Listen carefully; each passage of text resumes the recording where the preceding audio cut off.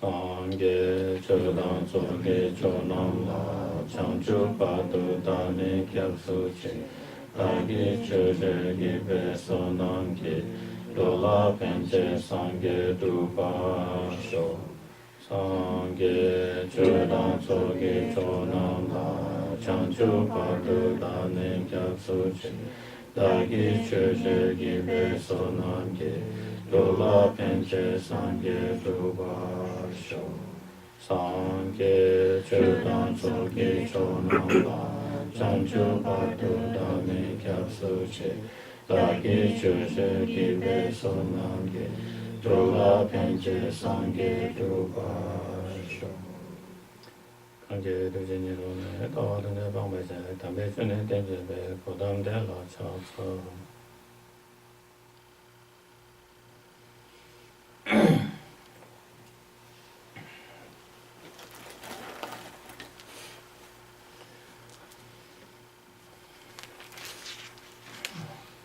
So, from the Mahayana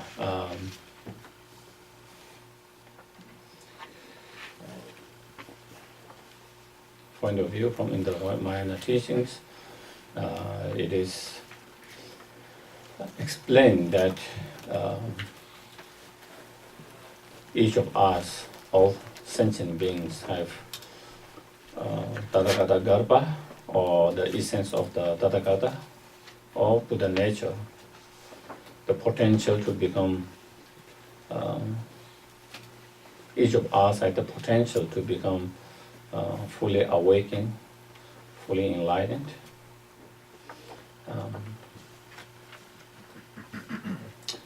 And in order to fully awaken that potential, then one need to cultivate the awakening mind of bodhicitta, and having cultivated the bodhicitta mind, then engaging into the bodhisattva practices, such as the practice of six perfections, such as the practice of six perfections, like practice of generosity, perfection of generosity, perfection of morality, perfection of patience, perfection of joyous effort, perfection of concentration, and perfection of wisdom, and so forth.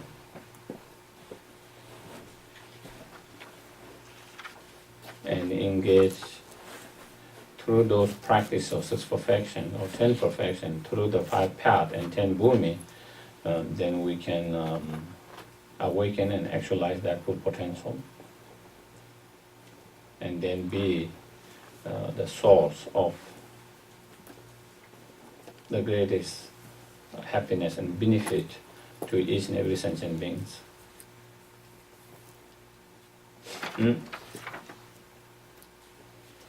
And to be able to actualize that bodhicitta mind, then we need to have, in order to have a strong compassion, a wish to free and liberate each and every sentient beings from all the suffering and samsara and cause of sufferings, then we need to have some understanding what samsara means, what suffering is, the nature of the sufferings, and wish to free ourselves from that kind of state in order to have a wish to free others from that state. And for that, then we need to have a better understanding of the middle scope practices, such as the practice of Four Noble Truths, and so forth. And in order to have better understanding and realizations of the middle scope, then we need to have the foundations of the small scope, of understanding of the small scope and their practices, the common practices. And for that very reason, then here the Lama Tsongkhapa explained in his Lam Rim, these lines of the experience of that, the stages of the practice of three scope. And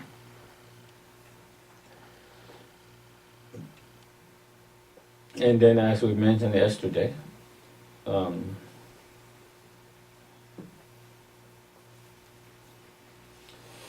having found a authentic, qualified spiritual master, guru, and then relying properly, correctly, through thoughts and actions, and having relied properly, correctly through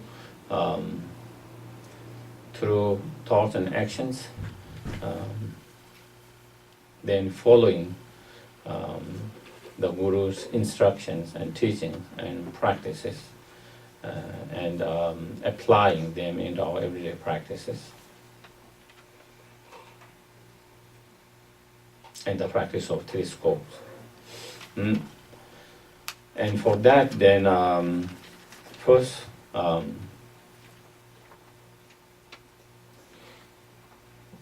is to recognize the incredible, the potential that we have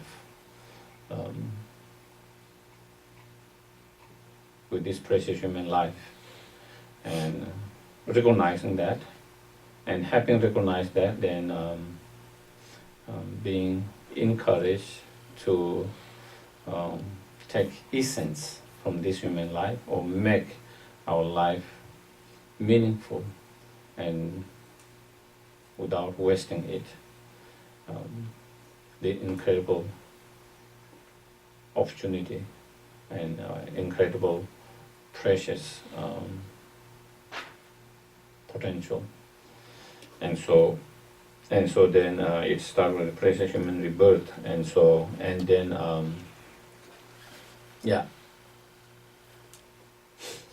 So I think we finished yesterday. After verse number 9. Yeah. So we are on 10.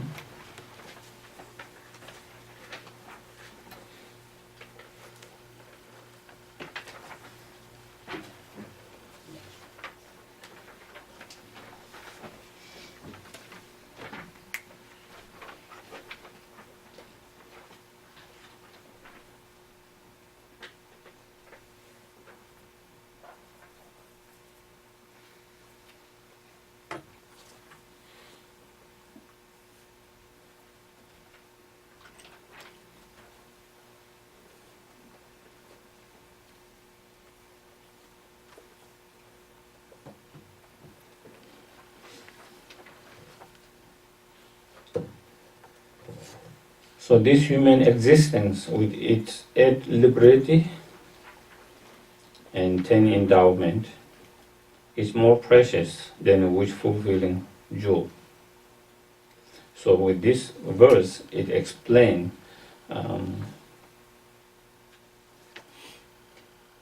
how precious this human life is.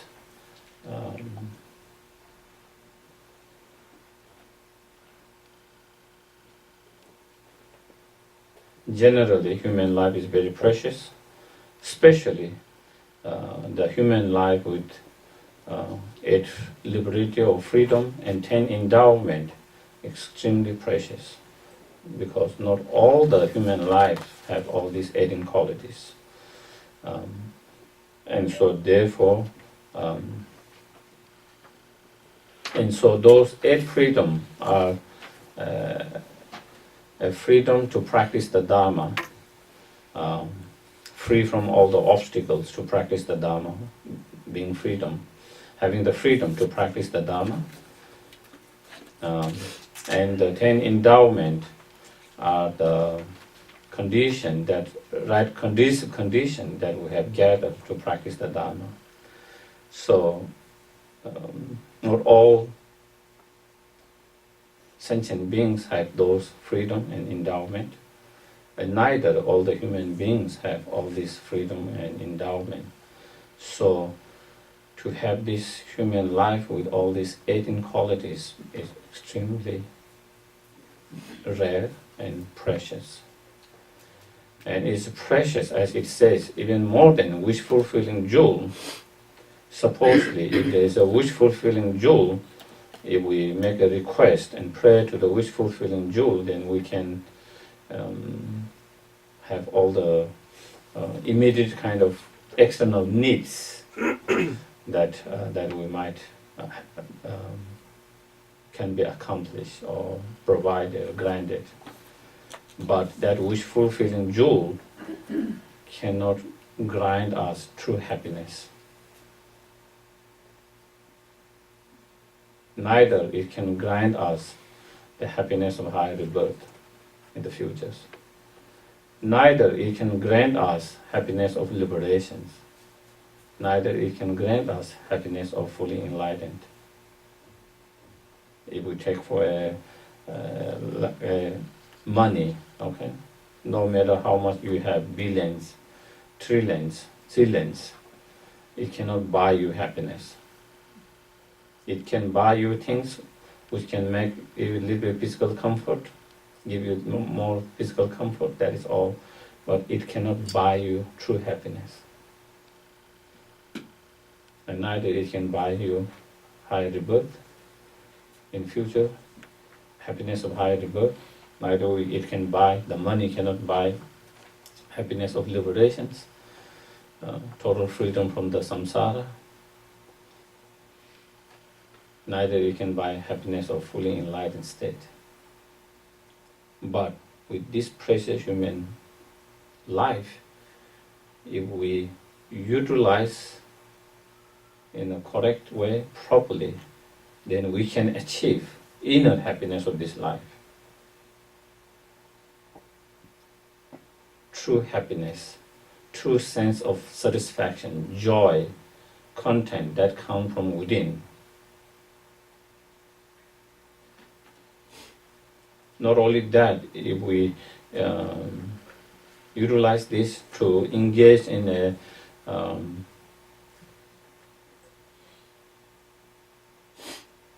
the practice of pure moral discipline, supported by the practice of generosity and pure dedication and so forth, we can achieve or we can attain happiness of future life, higher rebirth in the futures. Not only that, if we utilize this to cultivate the three higher training, the practice of morality, concentration, and the wisdom, realizing emptiness directly. Through that wisdom, realizing emptiness directly, by overcoming all the defilement, all the delusions, we can achieve the happiness of total liberation, nirvana. Not only that, if we utilize this human rebirth to cultivate not only wisdom, realizing emptiness directly, but the loving kindness, bodhicitta, loving kindness, compassion, bodhicitta, and together with that wisdom and method, by overcoming the two obscurations, then we can achieve the happiness of fully enlightened state. So we have that incredible potential.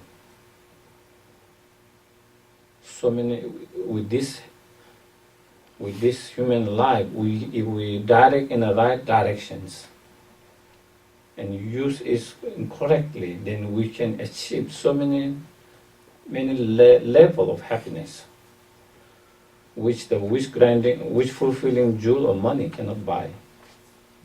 And so therefore, this human life is more precious than wish fulfilling or wish granting jewel. And again, recognizing that is a very crucial. Sometimes we don't recognize our own values, the values of our own life, the preciousness of our own life. Sometimes we don't recognize that, and we feel our life is less value than a million of dollars. The million of dollars become more value and precious than our own life. That means we have not really understood the preciousness of our life. We have not really understood the value of our life. We have not really understood the potential of our life.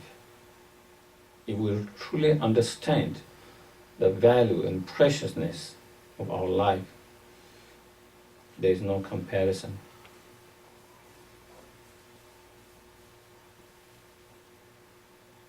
So I think it helps when we really understand this, how precious this human life is. Then even when we struggle with other ordinary things, maybe with our job, with our finance and those different things, you wouldn't be so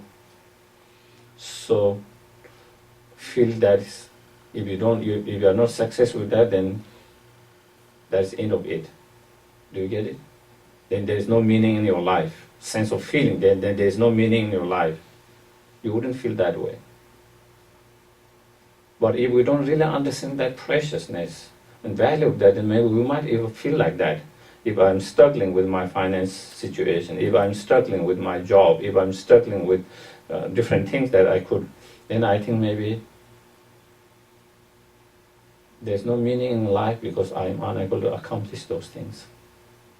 Because we think we compare our life in terms of just accomplishing that thing. But we really understand then even those challenges, even when we're faced with that challenges, we know that life is not only about that. We know that life has much more than that. And so still, you wouldn't feel so depressed and so negative and so overwhelmed by those challenges and difficulties.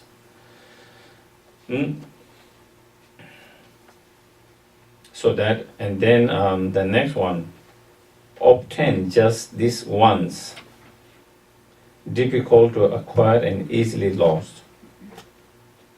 With that, what it explains is such precious human life is very rare and not easy to obtain or attain again and again. So, since it is difficult to obtain, therefore, while it is in our life, we have to make most of it. If it is easy to obtain again and again, then we can say, okay, even I can't do it this time, I can try next lifetime. But that might be misleading. That might be misleading ourselves. That might be deceiving ourselves. And so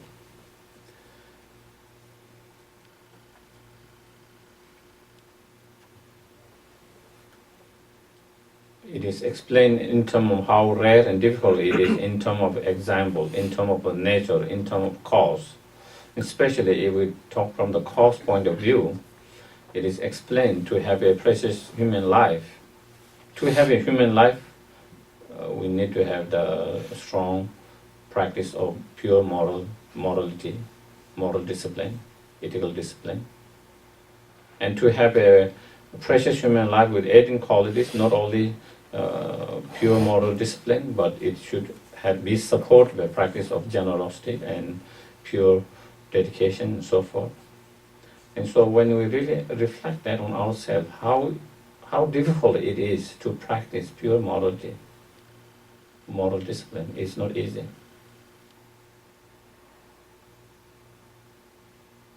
Even though we have the right intention and wish to practice pure morality, practice of pure moral discipline, ethical discipline, but in reality we find it's not easy, quite challenging. So if the cause is rare and difficult, then result of that is going to be difficult and rare.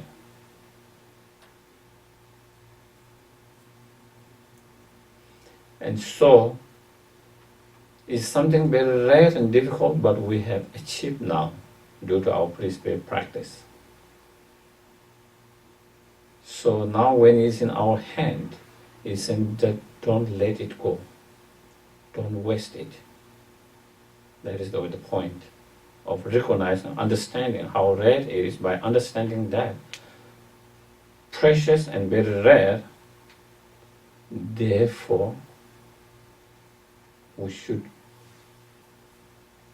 make most from it, utilize it properly, not waste it.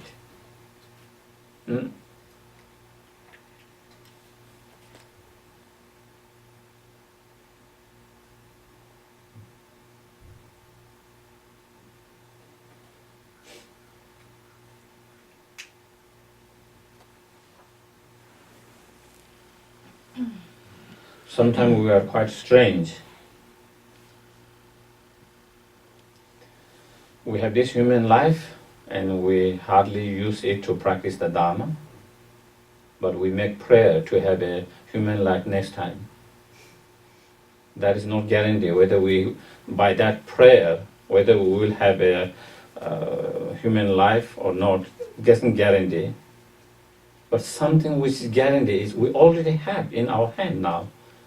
And it's like you have the food in front of you and not eating that and making prayer for me to find the food.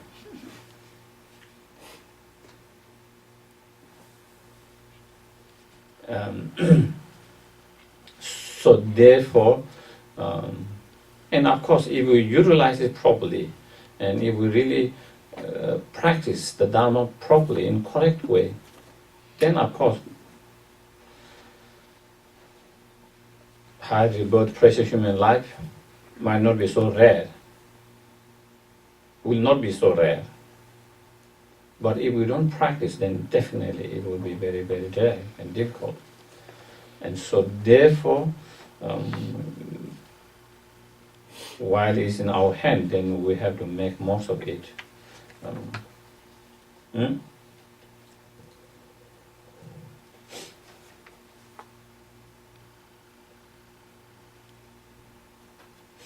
And so with a human, the difference between other realms such as animals, one of the realms that we can see is animal realms. We have, due to our brain and due to our mind, we have certain cognitive ability which animal does not have. And that cognitive ability give us to utilize, to apply and to practice the Dharma.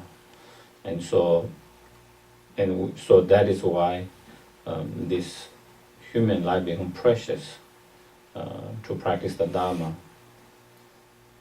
When we say practice the Dharma, it is using your cognitive ability, the mind to be able to reasoning, to be able to investigate, to be able to analyze this,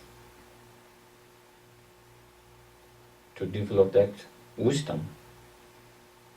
And so the other realm does not have same ability of analyzing, investigating the way human beings have. And so therefore we should not waste that incredible potentials and utilize that to practice the Dharma. When you talk about Dharma, Dharma means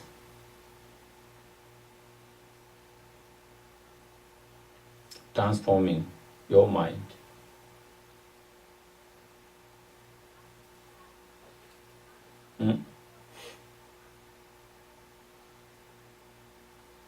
And transforming your mind means reducing, minimizing, and overcoming those unhealthy, distractive, disturbing, negative emotions that are harmful to oneself and others, such as anger, hatred, resentment, grudges, craving, strong attachment, greediness, miserliness, jealousy, pride, ignorance, and so forth.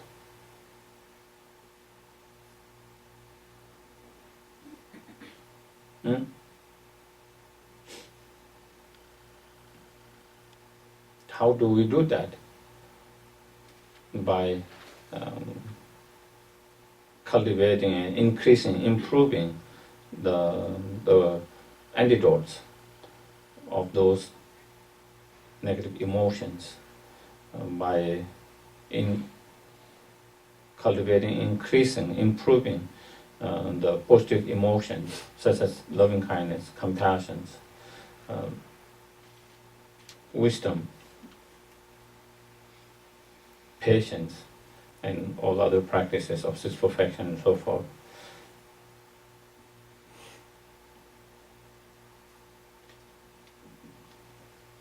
So that is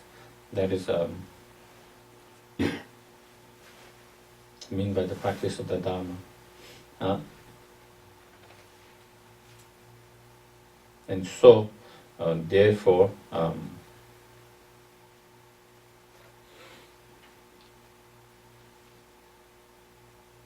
this human life is the best state to practice the Dharma. And so therefore, we have to utilize it for that, to practice the Dharma.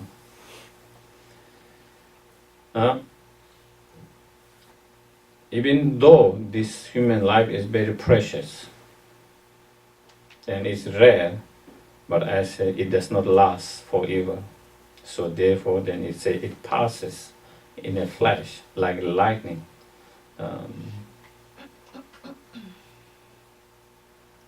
In the sky. So when we think of our life, sometimes it feels it is a long. When we think of 100 years, 80 years, 90 years, 70 years, it feels very long. But again, that can be very deceiving. Life could end in a moment like that, in 1 second. And we have seen that so many times among our friends, families.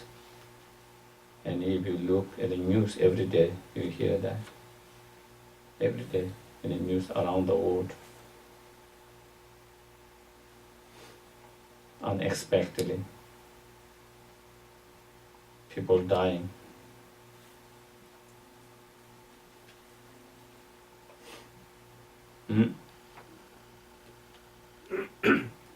If there is a guarantee that we all will live up to 70, 80, 90, 100, then we can kind of relax and say, oh, I still have 20 years more to live.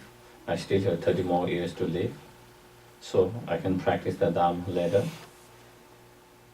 I can take care of that later. But that can be very, very misleading, deceiving, deceptive, as it has been misleading and deceiving many people in the past of that kind of belief, because that is not the reality. The reality is we never know when it's going to come.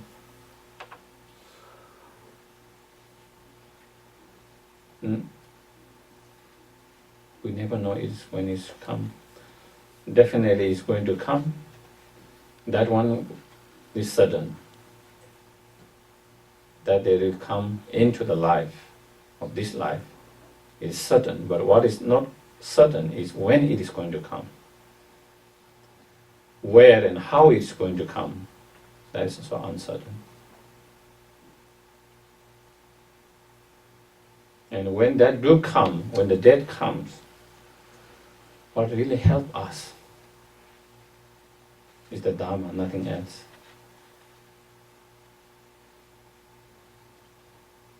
Dharma is the only one that can help us while we're alive, at the time of death, after the death.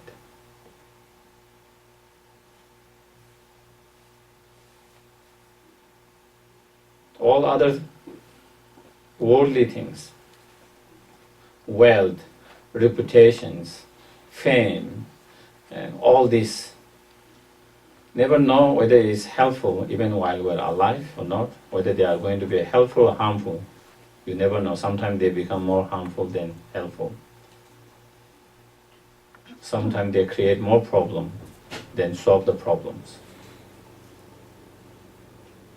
And supposedly, even those things work in a favor of us to bring some kind of better experiences while we're alive.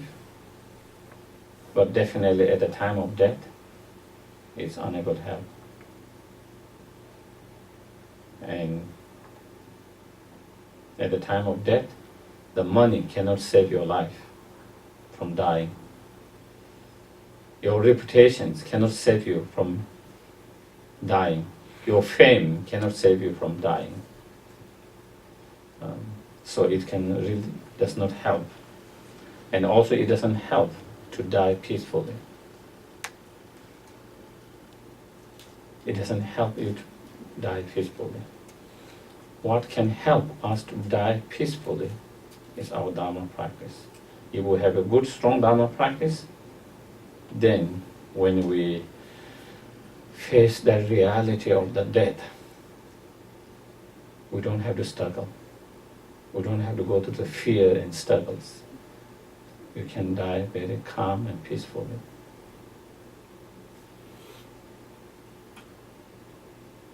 So, while we're alive, it helps us to have more peaceful mind, more calm mind, more stable mind.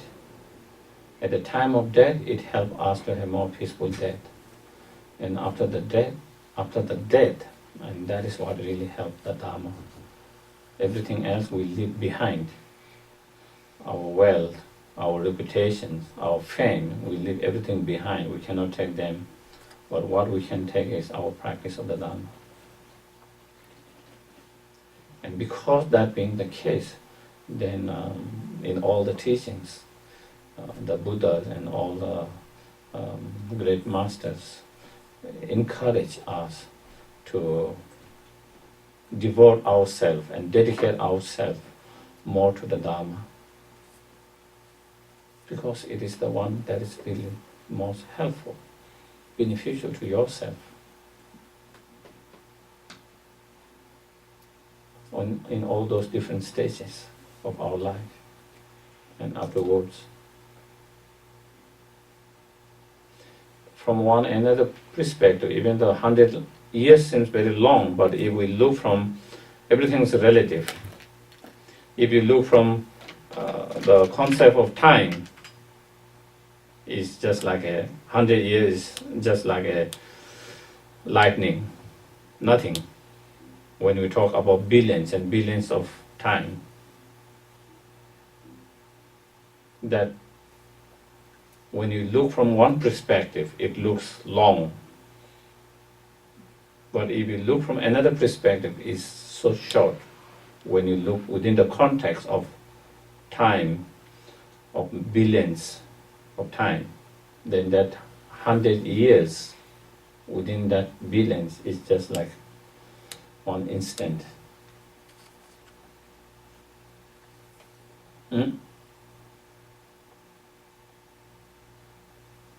So with that understanding that death is certain, the time of death is uncertain, and when the death comes, what help is only the Dharma, then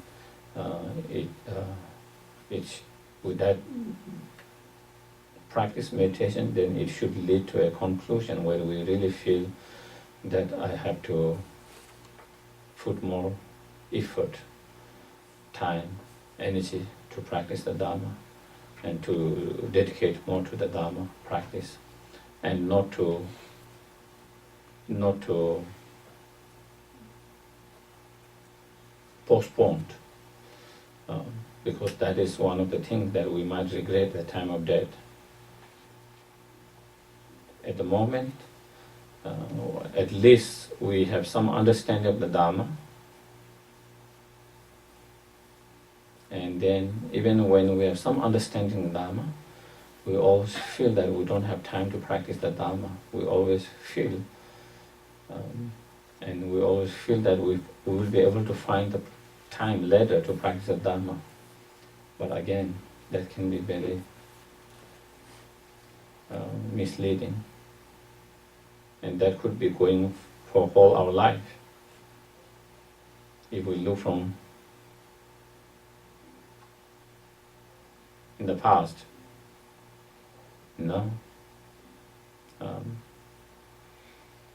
we always felt that way, and still feeling that way, and still we might feel that way till you are on the very last moment of your life in the bed. Still you feel you will have time to practice the Dharma, hoping that you will come out of that.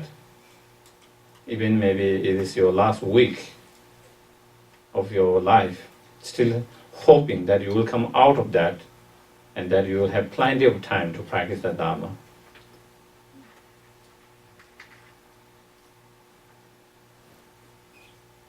And so that is one of the very, very big thought. That thought is one of the big which misguide, mislead, deceive us. And so recognizing that, then we have to overcome that. And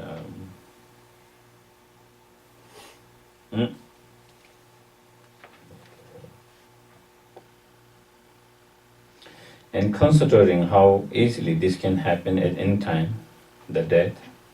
So not only is definitely going, but how it can happen any time, uncertainty, and realizing that all worldly activities are as immaterial as chaff. What is the chaff? Is the husk, husk, essenceless. So husk is essenceless. For when we talk about the rice is the essence which we try to take. Husk is essenceless, something we throw it. And so basically meaning all these worldly activities are essenceless. And so with that understanding, you must try to exert its essence all the time, day and night. Exert its essence means practicing the Dharma day and night. Applying the Dharma in every form of our life, day and night. And I, here Lama Tsongkhapa, referring him, I, the yogi, the practitioner, had practiced just that, and then advising us for the disciples, you who also seek liberation, please cultivate yourself in this way.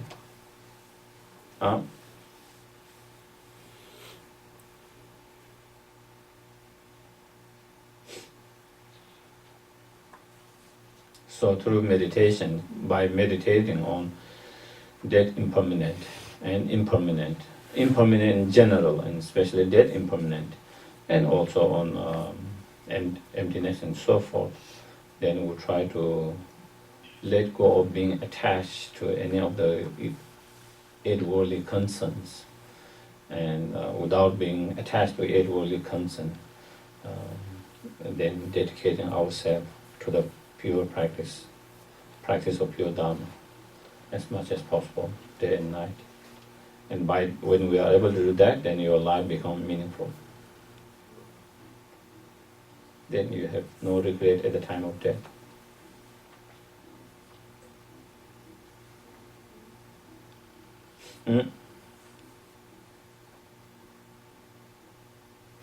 Not only you have no regret at the time of death, and to be able to live this life peacefully, but also the precious human life and other higher rebirth does not become so rare as it's mentioned when we have practiced that way. And then we continue to make progress life after life in our spiritual path. Continue to grow and make progress, and then eventually achieve our highest potential, fully enlightened state. And so,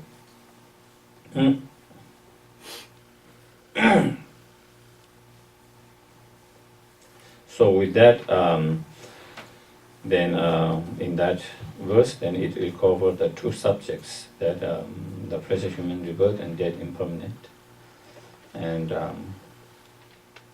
then after the next one, after the death, there is no guarantee that you will not be reborn in one of the three unfortunate realms.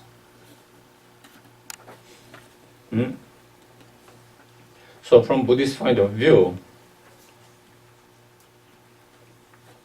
not everything stops after the death.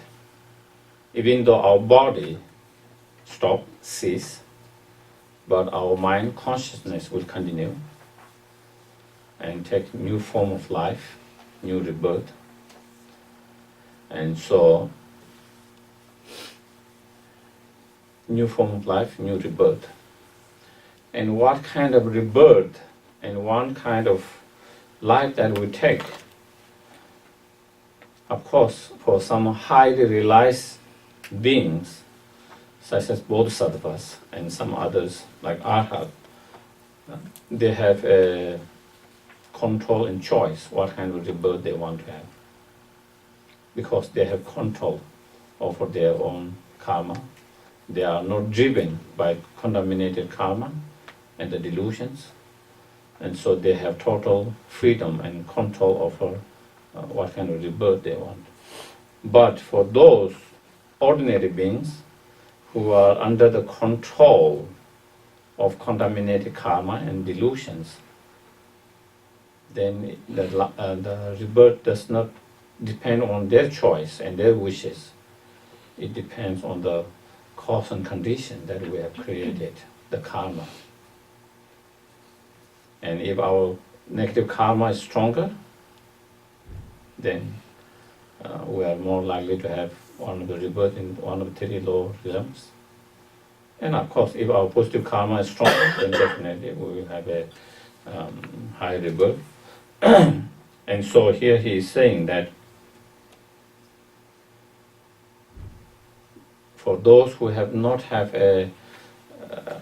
control over their life and their rebirth, there is no guarantee that we will not take in one of the lower rebirth,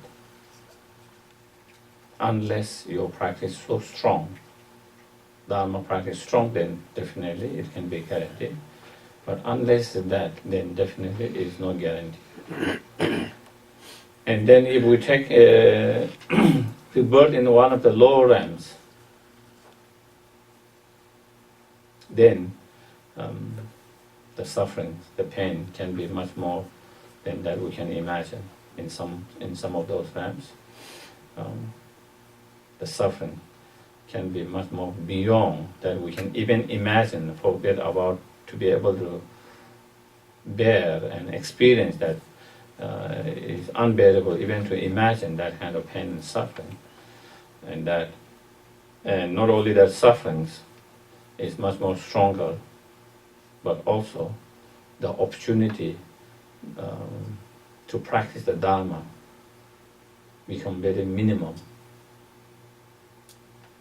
Almost, it wouldn't be, you can't say impossible, but almost extremely very rare and difficult to practice the Dharma.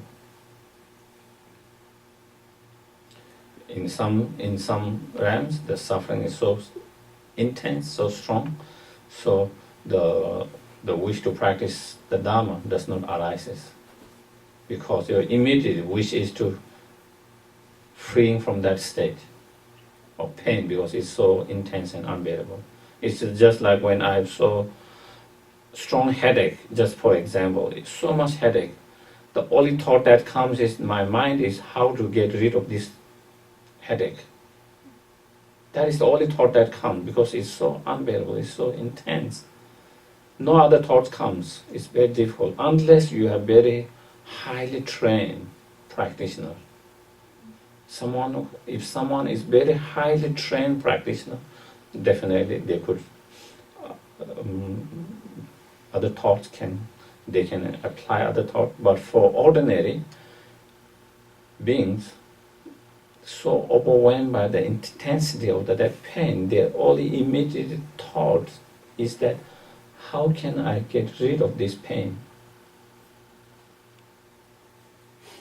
So the thought to practice Dharma does not arise. It's very difficult to arise. And then we can see with our own experiences. When we are more healthy and good, then thought to practice and to be able to practice become easier. But when we have a physically very pain, not healthy, then we find very hard to practice. We find very hard to get up. We find very hard to contemplate, concentrate. And so with that, it gives us some idea how difficult it how difficult it is to practice. And then in terms of, as mentioned, in terms of animals, in some cases, of course, if we look about the wild animals, rams, I was watching in one of the BBC about the nature and about this animal rams. Oh, it's horrible. It's very painful. The struggles, everyday struggles that they have. And even for those animals, domesticated like our pets, even though they might not have same level of suffering like that they are in the wild.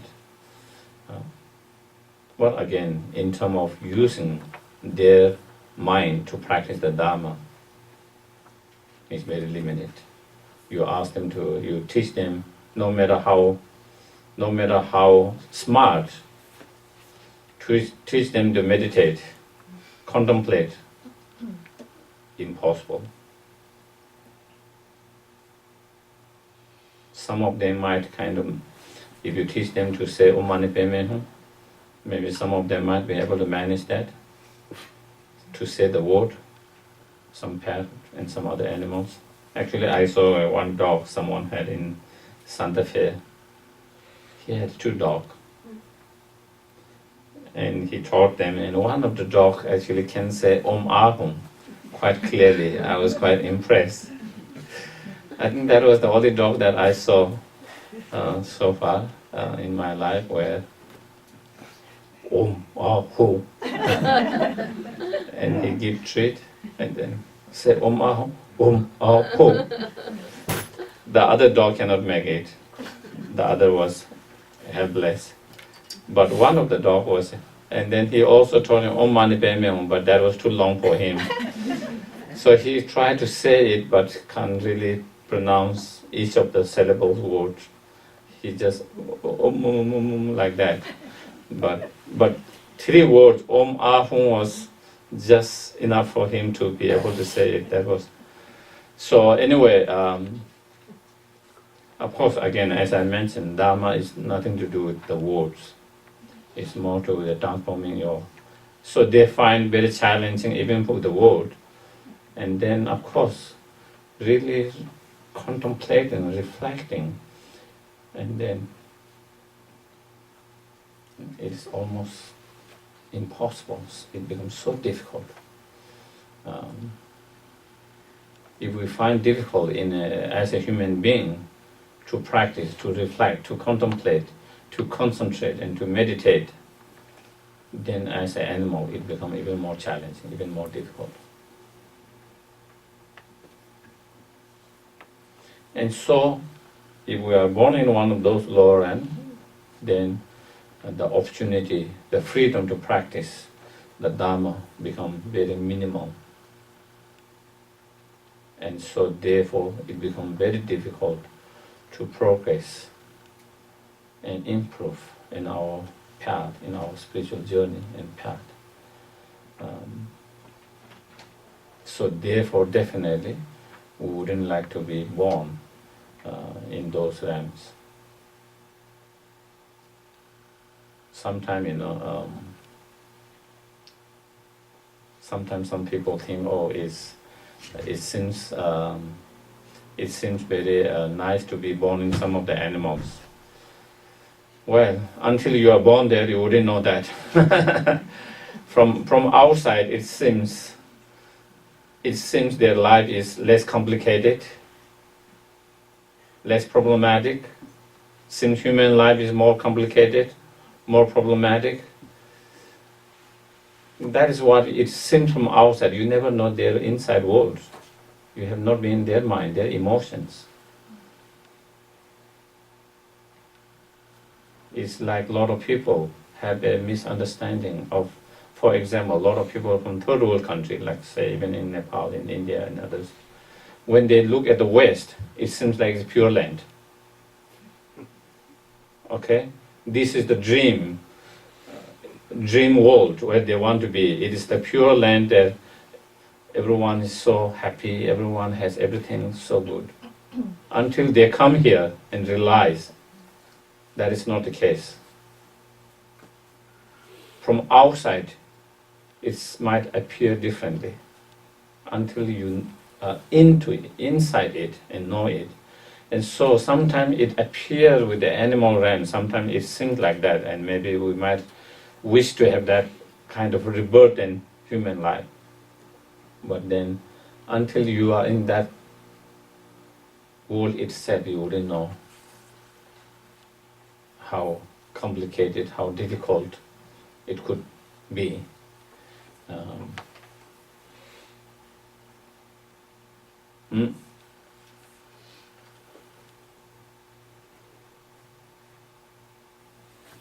And after watching that program, on BBC, even though you see some of the birds or different animals, beautiful, with colorful and really very beautiful and elegant in the way they fly or they hop, but I thought, I don't want to be in one of any of those when you see the struggles of that.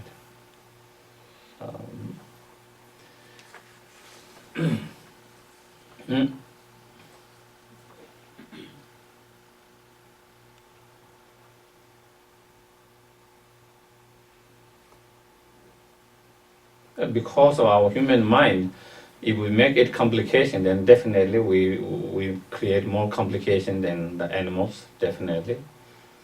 But if we use it properly in the right way, also we are able to achieve much more than they can. So it is like how you utilize it. It is like many of those technology. It can be destructive or it can be very useful, how you use it.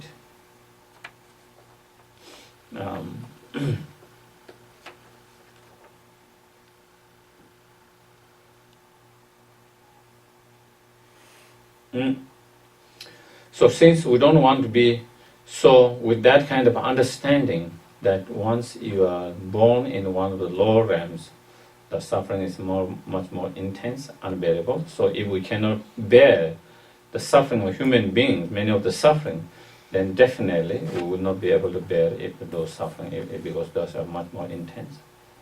And not only that, also the opportunity to practice the Dharma become minimized, limited, almost possible. So therefore we don't want to be born in that kind of rebirth. And so then in order to protect ourselves from being born in that kind of state, then we take refuge to the Buddha Dhamma Sangha, and then the refuge comes. And so then, nevertheless, it is certain that the jewel of the refuge have the power to protect you from their terror. For this, your taking of refuge should be extremely solid, and you should follow its advice without ever letting their commitment weaken. So here then it explains the refuge.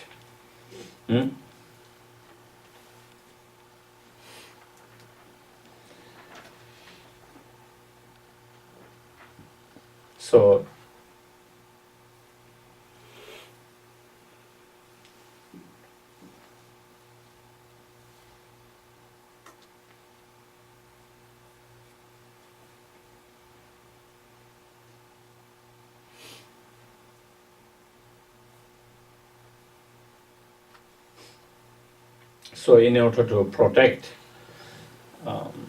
ourselves from that lower end and suffering by lower ends, then one need to take refuge in the Buddha Dhamma Sangha, the three jewels, the Buddha Dhamma Sangha. And the actual refuge is the Dharma.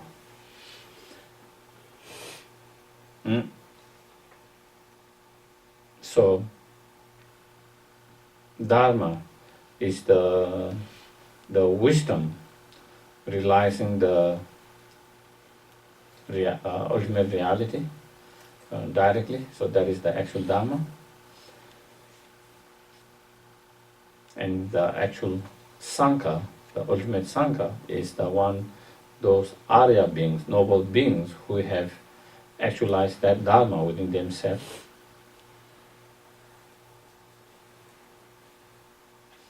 And then those Arya noble beings, having actualized that Dharma, the wisdom realizing the emptiness directly within them, and together with other practices, as they improve their practices and make progress in their path, eventually then together with the loving kindness, compassion, bodhicitta mind, with that wisdom, then they are able to overcome all the defilements, and also even the subtle obscuration that has been left by the defilements. And having overcome those two obscurations, then they perfect and complete all the positive qualities and knowledge, and become fully enlightened, fully awakened, and that is the Buddha.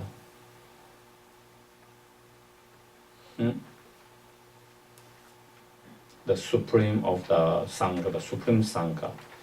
So the Buddha, that, and so these are the three jewels. So of course, if we can cultivate that wisdom within ourselves, that Dharma within ourselves, absolutely, you are guaranteed that you will never take rebirth in lower realms, unless you intentionally take rebirth as a bodhisattva to benefit and help that. But you wouldn't take unintentionally, involuntarily. You wouldn't be thrown into that rebirth by the karma and the delusions. And so in that way you protect yourself from the lower realms, or from the delusion as well, when you have that Dharma within yourself.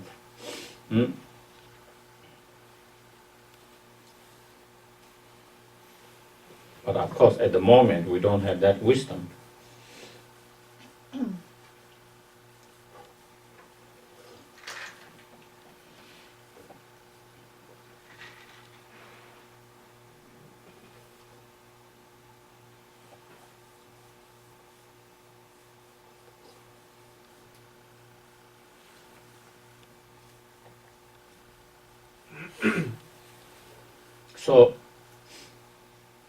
So we take refuge.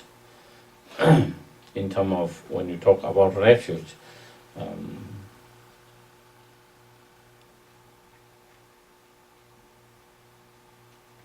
there's one way of, one is that a wish to actualize that wisdom ourselves, with a strong wish to actualize that wisdom within ourselves, then we take refuge to the Dharma in that way. With a strong wish to actualize that Dharma within ourselves.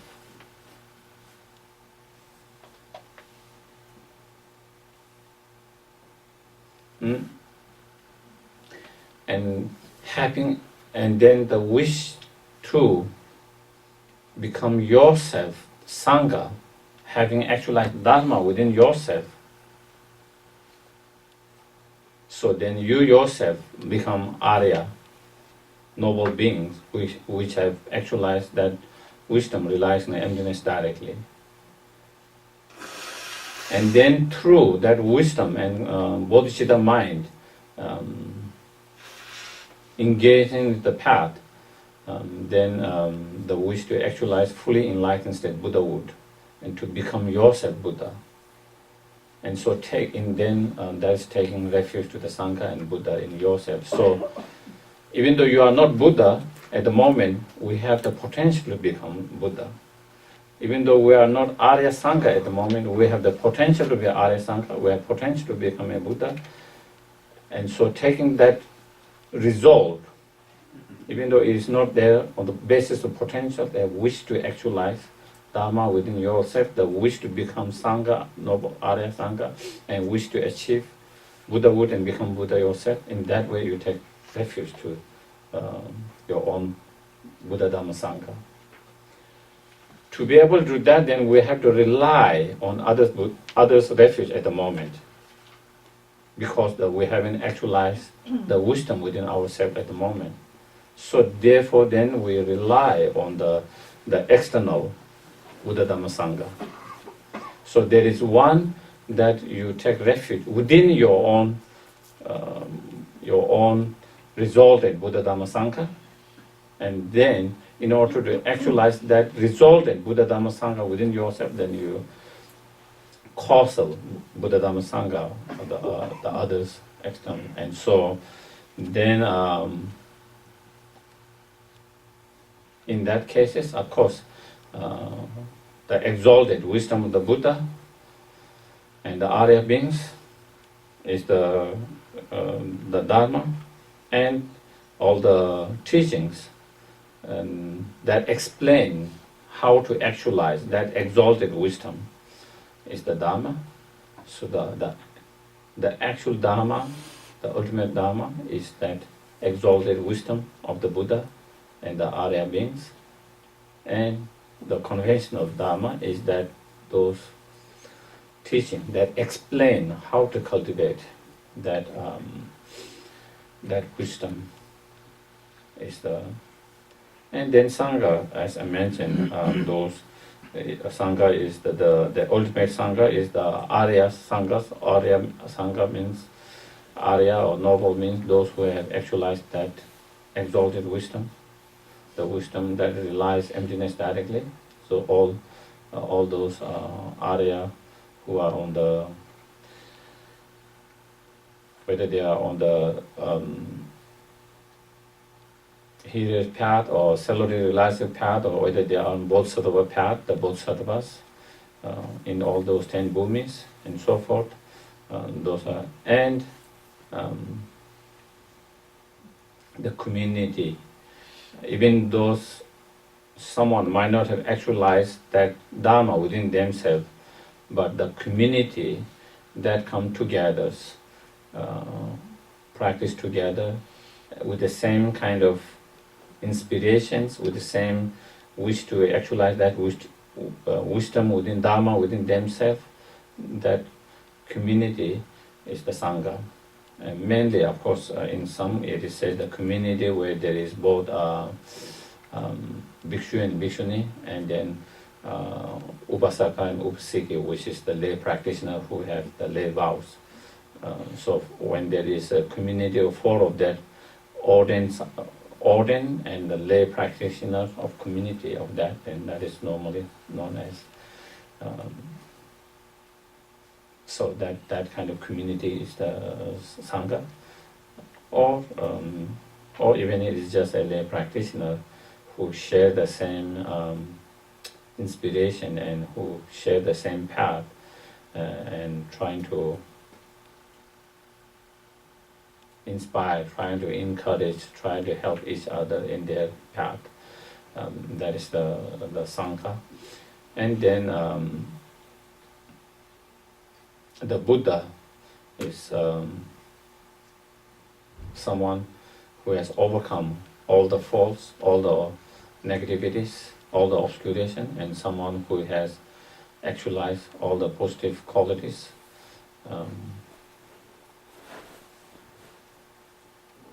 Knowledge, omniscient. So that is the Buddha, and that means such as Buddha Shakyamuni and all other Buddhas that has come before us. And so we take refuge to them, that Buddha, Dhamma, Sangha, in order to actualize the Dharma within ourselves and become Sangha ourselves and become Buddha ourselves. So that is the purpose. And the purpose of actualizing the wisdom and becoming a Sangha and becoming a Buddha is in order to liberate all sentient beings suffering and cause of suffering, in order to benefit all sentient beings, liberate from the suffering and lead and guide in the fully enlightened state. With that,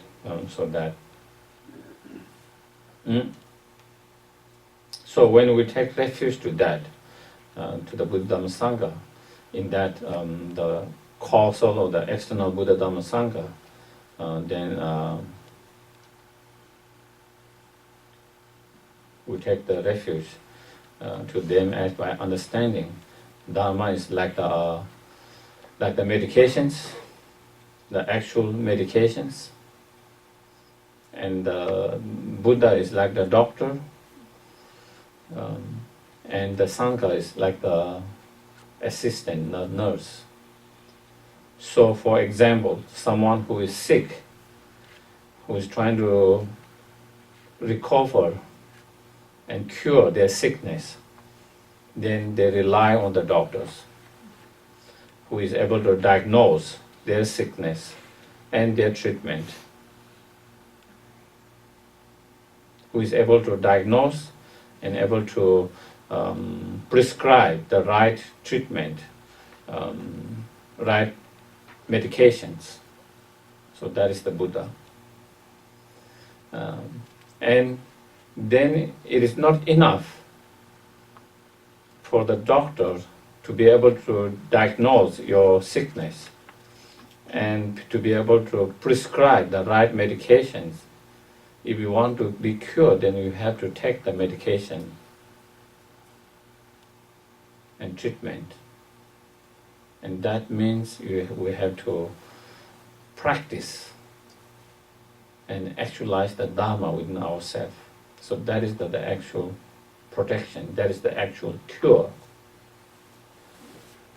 that is the actual medications. And Sangha is like the assistant, the nurse, who help us to take the medications, treatment at the right time, right dose, and everything in that assisting us in that way. In the same way, the communities, the Sangha communities help us, assist us by sharing their experiences, by sharing their knowledges, by giving us some kind of encouragement when we become discouraged, by inspiring us through their practice, through their example when we have been distracted or lost from our directions. And so the Sangha help us to keep on the path, on the right path.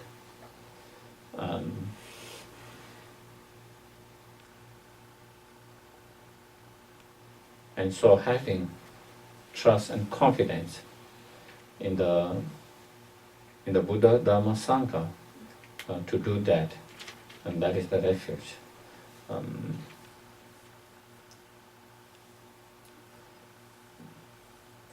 So, of course, if we look from as in many teachings, as it says,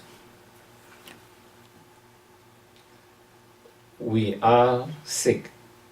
In a sense, we have chronic disease, not physical, but chronic disease of mental, by those delusions, afflictive emotions. And so if we want to cure that chronic disease of those afflictive emotions, those destructive emotions such as anger, attachment, ignorance, and so forth, then we need to rely on the right doctor, the Buddha, who can diagnose and prescribe right medications. And the actual medication is the Dharma, the path.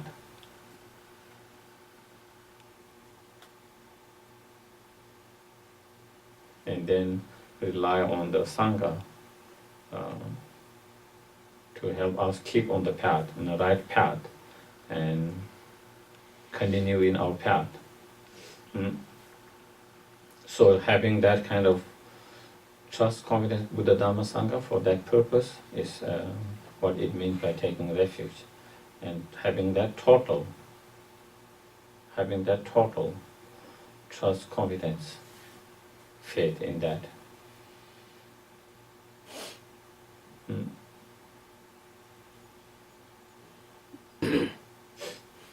For that purpose, for that. And so as Lama Tsongkhapa here says, so not only we take the refuge, having taken refuge, then trying to keep the commitment.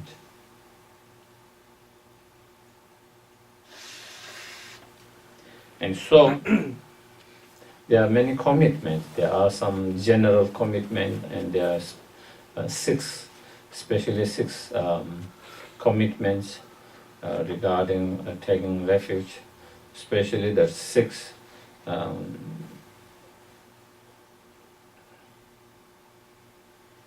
three things to refrain from and three things to engage in, and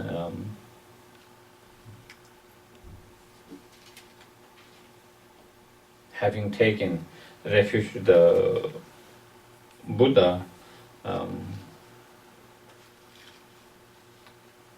one thing that we shouldn't engage is that we shouldn't treat anything that represents the Buddha, such as Buddha's statues, Thanga, image, and just like an ordinary object.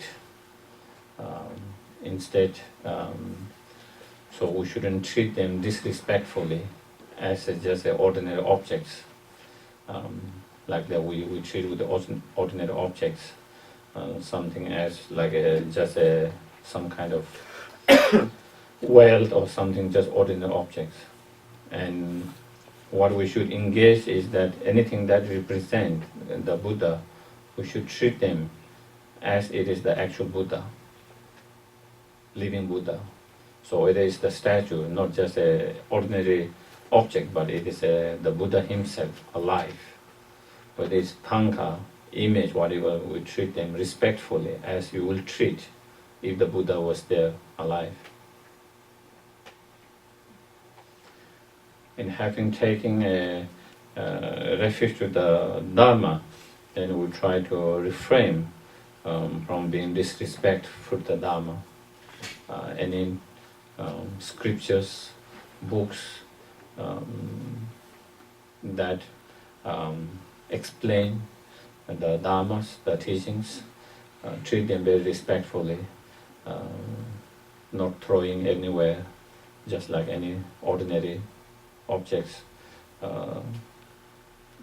not walking on the books, dharma books, not taking and not just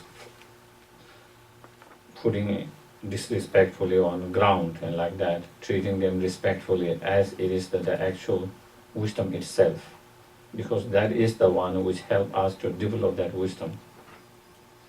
And so even though it's not the wisdom itself, but we try to treat them as though it is the actual Dharma, the actual wisdom itself, very respectfully. So refrain from being disrespectful.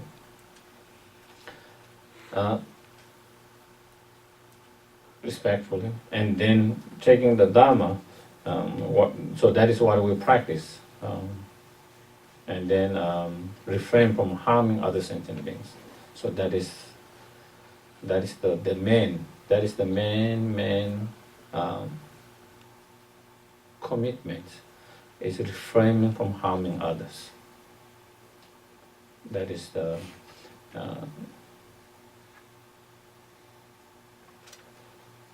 and at least we try our best. Of course, sometimes even trying our best, sometimes we are not mindful. Sometimes our delusion too strong, and even you don't want to hurt someone, even you don't want to harm someone, somehow you engage in some hurtful and harmful actions. Not because you want it, but it is something that you are unable to control it. Do you get it, what I mean? Those are different situations, but definitely refraining from intentionally trying to harm others. That is the main commitment of taking refuge.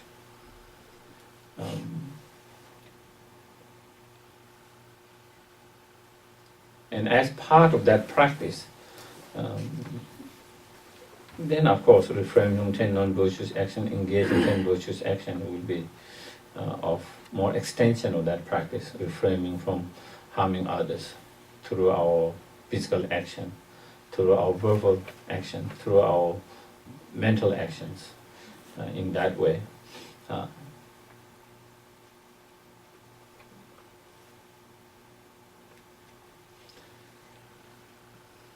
And then having taken refuge to the Dharma, with the Sangha, then what we refrain from being physically too close and friendly to those which can discourage and our path and our practice, and which can kind of mislead us from following our path. And then something that you need to practice, anything that represents the Sangha, even role that represents the Sangha, treating them respectfully as it is the actual Sangha. So anything that represents the Sangha, respecting, treating and respectfully as though you will treat the Arya Sangha in that way. And so that is... So when we are able to not only take the refuge, but when we are able to keep those commitments, then definitely you are going to be protected from taking rebirth in lower realms.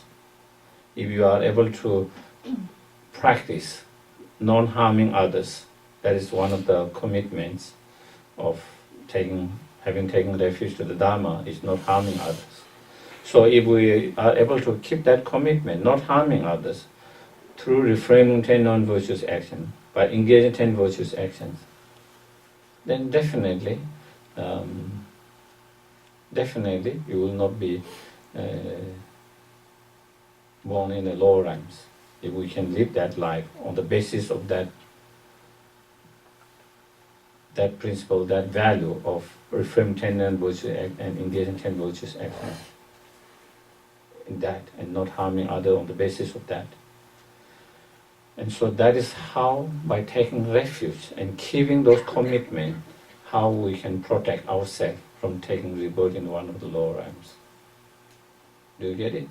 It's not like that Buddha is going to come and pick you up and say, okay, you have taken refuge to me, so I'm going to free you from the lower rebirth. It's nothing like that. Having taken refuge, and by keeping those refuge commitments, then we create the cause and conditions to take higher rebirth, and stop stop creating cause and condition to take rebirth in the lower realms. That's how it protects us. By taking refuge. Do you get it? Sometimes people can misunderstand that. That I just pray to the Buddha and take refuge and say I go refuge to Buddha, Dhamma, Sangha every day and I can hurt others, I can harm others. As long as I do that, the Buddha will take care of me. That's not how it works. Okay? We have to create the right cause and condition to have the higher rebirth and stop creating cause and condition to take rebirth in the lower realms and the sufferings. And that is how we do it. By taking refuge, after taking refuge, and then keeping those commitments. When we are able to keep those commitments, then we stop creating cause and condition to be born there, and we create cause and condition to be higher rebirth. Okay? So we'll have a break here. Okay? Chanjo sanjo rembo che, maje pana ke che, kyawa nyamba me bayan, kongde kongdo kewa sho. So we meet 1:30, and again, if you have questions, I will give an opportunity later